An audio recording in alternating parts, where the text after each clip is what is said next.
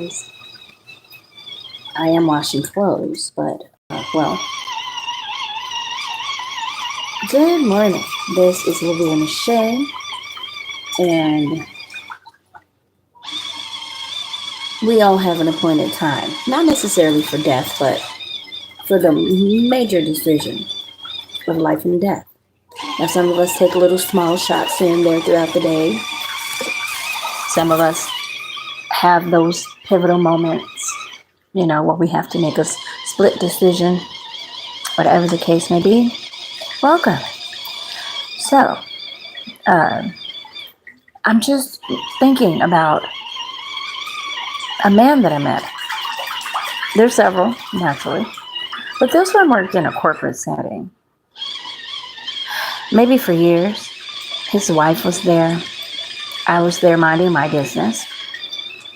I wasn't necessarily free and clear in a sense. What I mean is, I was in church, but people had already kind of coached me into being a Jezebel. How do you do that? Start making people feel lonely, and everybody else is getting married or hooking up in the environment. So you figure, well, it's working for them. They look good. I could do it too. So you open yourself up to the foolishness and then realize they made a demon deal. You're not a demon, so you probably won't fit in. But you still got Jezebel on you. Somebody give you a wink or smile and you go, he wants me. And you figure, I'm going to give him what he wants. And it's like, why? So, yeah, I had to get out of that. Very young. I was about 26, 28, maybe 30 something. And it hadn't kicked in yet. Common sense. Just because a man winks at you or looks at you with that lusty look doesn't mean he likes you or wants you long term.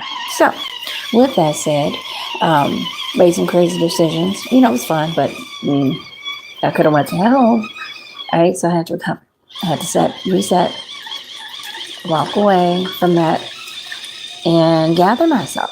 I have children. Also, again, this is life. You meet people, you get married. That's normal, but I'm not normal. So I had to readjust the way I thought and conducted myself. Now, in meeting this guy at this job, no one knew he had a wife. I mean, a few people did, but no one's gossiping about her. She has a funny face like mine, which is probably why this man liked her. So he married her. That's their business. They're probably much older than me, I'm sure. They may be in their 60s if I'm in my 50s, okay? I don't know. But the point is, they could be maybe a year or two older, younger. I don't know. But my point is, this man, he told me his childhood a bit. I don't know why. Maybe I reminded him of his wife, but younger. And when you've been with somebody for so long, they may not ever give you that, hey, listen, bucko. You've done this a lot of times and I know about it. And I am not. Let's see, she's funny looking. So she probably, she had a parade of family around her. People at work liked her. But she knew this man had Jezebel broken spirit from childhood. She knew that. And she probably goes to the same type of church I do. And we probably were in the same circles. I don't listen. Whatever the case, she had a lot of friends inside of this job. And I believe they would probably come after me on the job. Maybe even today. I don't freaking know who's bothering me. But this guy was promiscuous with anything, anybody. And it didn't mean anything was wrong with you per se. It's more or less you were game. Okay? He felt like he wanted to hang with you. He would make it clear. And some kind of way, he would do it. Like he has this charisma. And again, he doesn't play up so much. I have a wife, although he wears a ring. There's no type of connection when he's being a demon. You can tell he totally disconnects. I don't know why. But he did approach me. And again, there are so many men out here that are not married, but they wear a ring and they got paper and people standing there trying to support their sobriety of sex. sexual sobriety, because they're overdosing. Yes, they're drunk with Jezebel. Yep. They'll do anything, anywhere, anytime. And I'm not sure what the appeal is that they do that, except it's a driven spirit of Jezebel. So I think this is what this lady suffers with. And she more or less attacks the women and not him, like most dumb chicks. And that's why she's ugly. Okay. Funny faced. So he goes out and does his masculine spreading of lifetimes. And she's over there looking like she want to play games. Like, she knows what he does. Like, he could be a serial rapist, basically. She knows this. But she'd rather come after you as if to say, I'm not going to say much, but I'm going to let you know that I didn't appreciate you being with my married husband. You saw his ring. And she'll come after you. I do believe that. Maybe that's why they were giving people counseling in the on the job, taking their money. And that was punishment for the misconduct versus just firing you. I don't know. But they did put me in counseling. I'm like, I don't even know why I'm here. I didn't. But I think that was even before him. I don't know.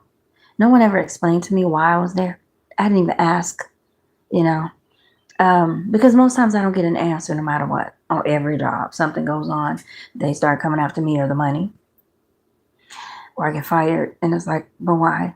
Because the company, in a sense, doesn't have anything to do with that situation most times, so it's a bit confusing. But talking about this again, I keep telling guys, because we're 50s now, we're in our 50s, most of us in my age group. I've met other age groups naturally. I keep telling them, we're older now. And despite the fact that you're single, I'm single, that doesn't mean I want to be a part of your brothel. Whatever you've developed over the years since you was 10, 15, and you're still friends with those cousins and y'all hunch and get drunk and hang out and have kids and y'all, I don't want to be a part of it. And these are cool guys, but I don't want to be a part of that. I just do not. So I let them know from a biblical point of view, they can accept it or not. A lot of these guys are starved because at some point mom was Jesus, Jesus, Jesus, Jesus, and she was losing her house. She was losing her mind, they thought. Because if you love Jesus and he pays bills, why are these bills lacking? Yeah, sure. So they had a struggle. They were scarred because they didn't understand why they were homeless or why they were struggling. Why was mom so disconnected? What was going on? So whatever the case, they now have all these partners, and that's great. Okay. Hello, animal. That's their business, but I don't want to be a part of it. Now, and I'll let them know there's a time whether you put yourself in a position or someone puts you. Hey guys, while you're here, check out my links for your self-care at my Avon. Is worth the money. Check it out. They have things for men and women, boys and girls, jewelry, accessories, self-care stuff, because it's time for us to care for ourselves. I'm looking at the rice water stuff, but I don't have hair to have volume or shine yet. But if you do, try it. I hear it's really good. All right, so, and you can get a discount, okay? I will give you a discount if I can find one. So I let them know at this time it's important that they pass the test. There's AIDS out here, syphilis, herpes. There's nasty people spreading spiritual diseases like hatred, variance. When you sleep with someone, you're transferring and sharing spirits. If you have a good spirit and you're kind, but you don't have like the Holy Spirit, it's easy for whatever they got going on to jump over here in your house. Do you need a demon running around in your house, hollering and screaming at people that haven't done anything to you? No. So you have to be careful at how you're dealing with people at this point, because again, whether you meet a man or a woman that causes you to go to jail, hell, or get really sick and have a bad quality of life, you need to be conscious of that.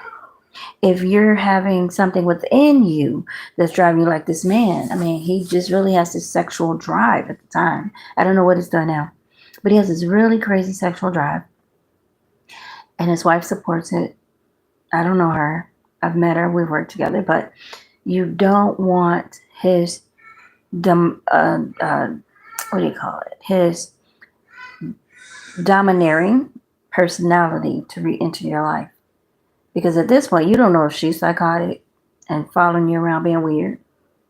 You don't know if some of their relatives are following you around being weird, even after all these years. You guys haven't worked together since probably 2009 or 10. And this fool could still, the wife and her family could still be keeping an eye on you to make sure you and him are her old ass lady with your great grandkids. Please go read a book. Read the Bible. Keep your demon on a leash. I don't know what to tell you, but my point is, we're all going to have a moment, I promise you, where we have to make a split decision. And we're probably going to see our life flash before us. We should consider it. If I do this, this is what's going to happen. If I do that, this is what's going to happen. Good or bad? Okay. Good or bad? And it will change your life for the better or for the worse. Sometimes walking away from certain situations, it may seem small and minute, but if someone is stealing or lying or acting weird, and you have the ability to change your life and move away from that, it's best you do it. Why would you stay? There's no reason. Oh, I love. When you've seen the patterns long enough, because guess what? Just like this person continues, you can get sick, they can get sick from it, and you don't want how they're living to coincide or dictate to you how you're living, like negative people. You say you guys live together, okay, if it's a wife, cousin, neighbor, whatever, in the same area, same house, whatever, same building. If they're always griping and playing music and drinking and you could smell it, smoke it, whatever they're doing, you get it too. You either develop a resentment for them, a tolerance, or maybe you want to join the crowd, or you just feel like you always have to like just be silent because it's not going to change. You know, that could really harm you long term. Having that resentment of defeat, like you just cannot tell that person, hey, stupid, stop playing your music every night. I need to do stuff. And then you don't know if it'll be a confrontation. Probably best just pray, ask God for direction, and find a better situation. Because you shouldn't have to live with, oh, don't do this, don't do that, or oh, I can't, get any sleep. I have to work. And I can't tell them to stop. And when I did tell them, they wanted to fight me. So, split second, you can go and knock on the door and say, hey, bucko, you need to change, get shot, hurt. You've seen the patterns. You see what type of people they hang with. You probably never would have guessed it. But you also could have just thought and prayed, should I leave? Should I move? Should I buy a home? Do I have small kids that need a home? Is it just me where I can maybe rent a house or find a better space? I mean, I've had my job 10 years. I don't have to be here. I can save 2-3 checks. My wife or whatever can save the job. We don't have, and we can go get a quiet community for people that like peace, I mean, it'll be something else no matter where you go. Even if you buy a home, you sometimes have wacky neighbors that like to jump into your stuff. But again, there's going to be a time where you're going to have to make a decision about lifestyle, relationships, friendships. I mean, it's great when it's great, but remember, there's always at least one time where you're going to have to really make a break. And you want to make the right decision, right? You don't want to be drugged down into prison, whether it's mentally or physically. You do not want to get into a situation where you're associated with crime or people that commit crime. You don't want to be associated with people that are known for hostility or theft or whatever. So the people that you link up with could very well be your downfall or your uprise. And I'm not sure why people stay in chaos. I mean, from what I'm going through, I understand. Like, I have people that really mentally retardedly think, and that's a compliment and observation. I'm not a judge or anything, but they really are slowed down. They feel like everything I do is their business. Everything. When I go to the bathroom, when I wake up, when I brush my teeth, take a bath. Like, are you weird? Should I leave? Yes. Where am I going? But I understand that there has to be a severance. Because no one has a right to keep that much of your business on their mind. It's weird. So if you don't, it may become confrontational. Somebody may actually lose their whole mind and slide down the slope. And you can slide with them. You can. You can. But whatever the case, guys, I want you to be blessed. Stay up. Stay strong. Stay prayerful. Read your Bible. It is not a religious act per se. It's good to do religiously, but it really is the answer to your life. It's the answer keys to stuff that happens. It really does give you the solutions to every problem. Trust me. Okay? Trust. So, until next time, love yourself and each other. I will be back. I love the camera. I love talking. I love sharing. I love sharing my opinions, which could be facts or truth. No one's ever really fought me yet, so maybe I'm on to something. But anyway, treat people how you want to be treated. And don't forget to check out my links and subscribe. Until next time, love yourself and each other.